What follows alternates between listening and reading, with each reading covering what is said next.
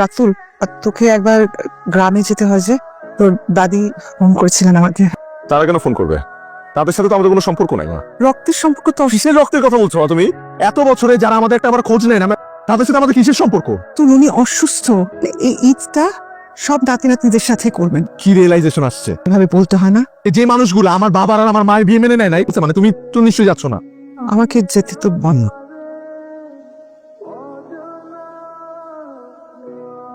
কোন জাহান্নামে যে পাঠাইলা, ছাগলের সাথে বসে যাচ্ছিস। আর পৌঁছে আমাকে একটা কল দিবি। মা, বাইরেও মেহমান লয়ে আইছিস। আসসালামু আলাইকুম। দাও, কেমন আছিস? আমি ভালো আছি, আপনি কেমন আছেন? সেই যে ছোটবেলায় তোর দেখছি কত বড় হয়ে গেছিস। হ্যাঁ, এত বছর পরে পত্রিকা নাজিল হয়েছে আমগো যে জমি জমা ভাগাভাগি হইব, এই খবর ঢাকা পৌঁছাইলো কেমনে? তোর ছোট চাচার মাইয়া আমি কামাই না আর সেন তো দাদি কোথায়?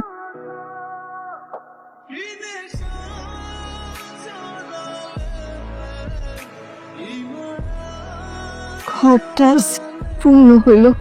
রাতুল ভাইয়া, ঢাকা শহর নাকি অনেক সুন্দর। আমার না খুব ইচ্ছা ঢাকা শহর যাইয়া পড়বো।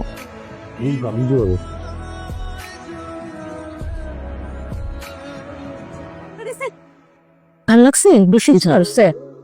রাত্রিবেলা ওর জন্য আলাদা করে ঝাল কম দিয়ে তরকারি রান্না। রোজার দিনে 10 জনের জন্য 10 রকম রান্না করুক, যুদ্ধ লেগে গেছে গা। সে তো আমি তোর অ্যাড দিতেছি, তুই আমার ই কর, অ্যাকসেপ্ট কর। প্রোফাইলের নাম কি? অ্যাঞ্জেল শালু। তুই তো আমার ওল্ড লিস্টে আছো। কেন ভাই? আর ছবি তো এরকম ভালো। আসসালামু আলাইকুম।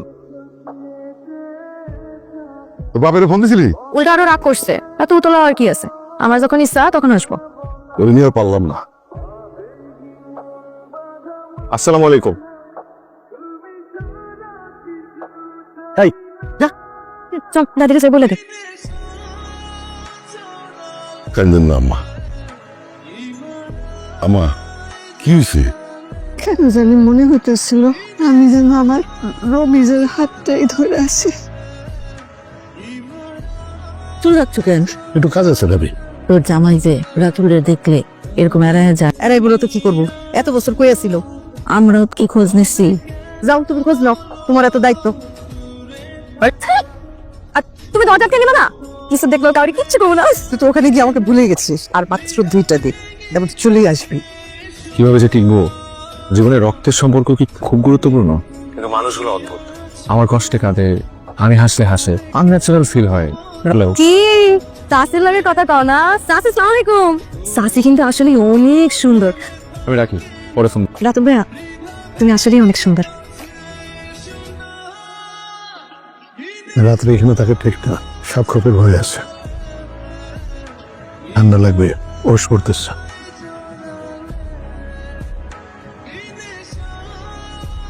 সঙ্গে সেহরি খাই। কি খাও না খাও কিছুই তো জানি না। আমরা যা খাই তাই খাবে, এত তুলু তুলু করার কি হইলো গো ভাবি? চুপ কর। চুপ করবো কেন? কি কারণে আসছে সেটা কি আমরা কেউ জানি না? ওকে আমি আসতে বলছি। জি আম্মা। কিছু মনে করো না ভাই, খাও খাও দাও। তোর একটা থাপ্পড় মারবি তো বেয়াদব। ওর যদি কিছু হতো সাঁতার জানে? আমি আসলে সাঁতার জানি না। হয় আসো দাদু ভাই, তো পাঞ্জাবি। আমি তো ঈদের পাঞ্জাবি নিয়ে আসছি ঢাকা থেকে। এখানে পায়ে জামা আর জুতো আছে। এর দরকার ছিল না। সকল দেই তো দিছি, তোমার তো হক আছে। একটু লজ্জা লাগতেছে, মানে আমি তো আপনাদের কারোর জন্য কিচ্ছু আনি নাই। ঢাকা গিয়ে কিনো পাঠাইবা, আমার জামা কেনার আগে কিন্তু হোয়াটসঅ্যাপে ছবি দিবা। মুখে কিচ্ছু আটকায় না। ঢাকায় যে আর জীবনে এইখানে আসে কিনা সন্দেহ। তাহলে এইটা দেন, নীলটা বাদ দেন। তো বিলটা করে দেন ভাইয়া। বিল দেওয়া লাগবে না। টাকা দেওয়া লাগবে না কে? না, চাচা দিয়ে দিয়েছে। কমপ্লিট করি।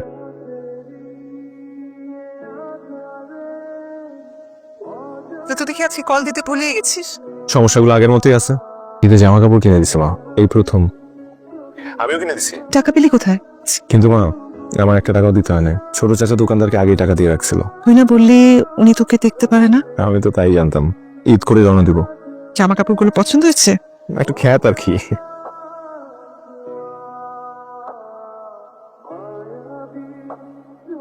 তো পছন্দের প্রশংসা কিন্তু করতে হবে ভাই। তোর শার্টটা যা হইছে রে ভাই। আমার কোন শার্টটা? কেন শালু দেয়নি তোরে? না মাটির ব্যাংক ভাইয়া তাড়াহুড়া করে সাত কিনে এলো পরে দিব দেখা নিজে সমস্যা নিয়ে সমাধান আল্লাহ আমি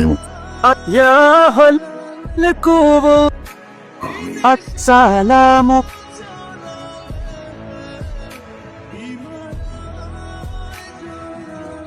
কালু একা একা বসে আছো যে মন খারাপ এমনি বসে আছি। আয় আমার লগে হ্যাঁ আমার লগে জানি না আর কি তুমি যে আসছো তাতে আমি অনেক কাঁদতেছেন কেন? এটা ওর বাড়ি, তোমার যখন মন চায় তুমি আসবা। নাইদা রবি কই? সে কাজে গেছে। ও জানে না আজকে রাতে চলে যাবো? তো সেই জন্য কি উনি পৃথিবীর কাজকর্ম বন্ধ করে ঘরে বসে থাকবো? আমাদের কথা মনে থাকবো তো বাবা। খুব মনে থাকবো।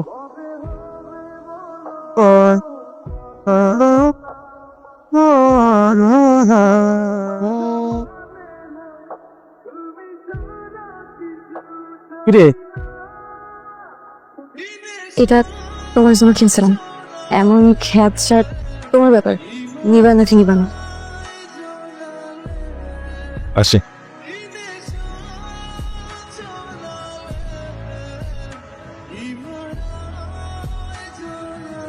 রাতুল ভাইয়া উঠো, অনেক বেলা হয়ে গেছে। পুরো শানু আমি এখানে আর কতক্ষণ ঘুমাবি? ওখানে কি কি হলো কিছু তো জানলাম না। ঈদের নামাজ পড়বো না? না লাগবে না। রাতুল, আজ গালি ডুবাচ্ছিস কেন? কি কি? আমি তো প্রেম প্রেম গন্ধ পাচ্ছি।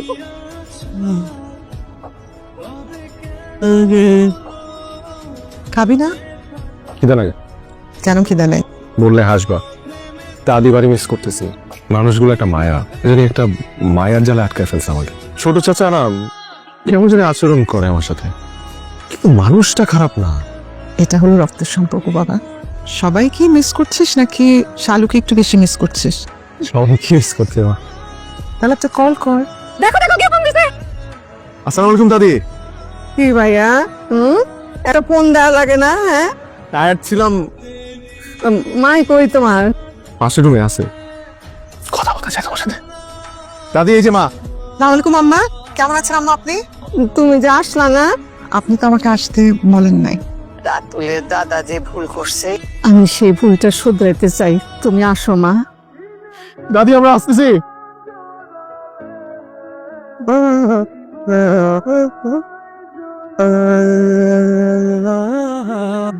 সে তো সবকিছু মেনে নিলাম, এসব কথা বাদ দেন। আপনার জন্য আমি শাড়ি টেনেছি। শাড়ি কাপড় দিয়ে সবার মন জয় করতেছেন সম্পত্তি জয় করার জন্য। চুপ কর। না এটা কি ভুল কিছু বলছে? এখন হঠাৎ করে সাহায্য দুজনে কি জন্য আসছে? আব্বাই রমিজের কোনো সম্পত্তি লিখে দিয়ে যায় নাই। আমার যা কিছু আছে বিষয় সম্পত্তি আমি সবকিছু ওদেরকে দিয়ে যাব। সম্পত্তি নিতে তোমার কোনো আপত্তি নেই তো? এই সম্পত্তিতে তো আমার কোনো অধিকার নেই। এখানে আসার আগে আমি সম্পর্কের ভ্যালু বুঝতাম না। ঢাকায় বড় হয়েছে বাবাকে ছাড়া। কি পাশের ফ্ল্যাটে কে থাকে এটাই আমি জানি না। দাদির কথার কারণে আমি এখানে আসি।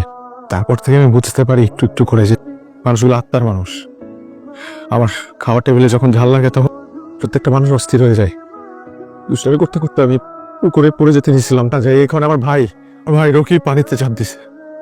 এগুলো তো আমি কিছু বুঝতাম না কখনো। বাবা মারা যাওয়ার আগে একটা জিনিস অনুরোধ করে গেছে, সে তার আপনজনদের পাশে থাকতে চেয়েছিল। দাদি, আমার অধিকার তো কম। আজকে প্রথম তোমাকে দাদি বলে ডাকলাম। আমার কোনো সম্পত্তি লাগবে না, আমি কিচ্ছু চাই না, আপনাদের ভালোবাসা চাই। প্লিজ আমাদেরকে আর দূরে রাখবেন না, কবরের পাশে দিয়ে প্লিজ। তোমার কি মনে হয়েছে আমরা সম্পত্তি চাই? আমার ভাইটারে আমার কাছ থেকে ছিনে নিছে মাত্র 1 বছরের ভালোবাসার জন্য। একজন মানুষ কি করে এই সম্পর্ক ভুলে যেতে পারেন? তোমার মায়ের উপরে আমার রাখছে, আমি তোমাদের সহ্য করতে পারি নাই। তোমার চাচা কিছুই বুঝায় বলতে পারেন। তুমি যখন আসছো তোমার চাচা ভাবছিল আসবে না, তারপরও তোমরা ছুটে আসছে। তোমার এক নজর দেখাচ্ছিল। যখন তার ভাইয়ের কথা মনে পড়ে গেছে সে আবার পালা গেছে, কিন্তু দিন রাত খালি তোমার খোঁজ খবর করত। তুমি যখন রাত্রে ঘুমাও একটা মশা যেন তোমার কামড় দিতে না পারে, বারবার কয়েল দিয়ে পাঠাইতো রাতুলের যেন একটা মশা না কামড়ায়। তোমার বাবা আমার এত আদর করতো, একদম বোনের মতো আদর করতো। সেই রাঙ্গা ভাইজান যখন লাশ হয়ে ফিরে আসলো, তোমার মায়ের প্রতি আর তোমার প্রতি খুব অভিমান করছে। তুমি যখন চলে যাও, আমি তো অত কিছু বুঝি না, একটা জিনিস বুঝছি, আমার ভাতিজাটারে আপনি ওর জন্য মানুষ করছেন, ওরা দেখে আমার বাইরে করছে।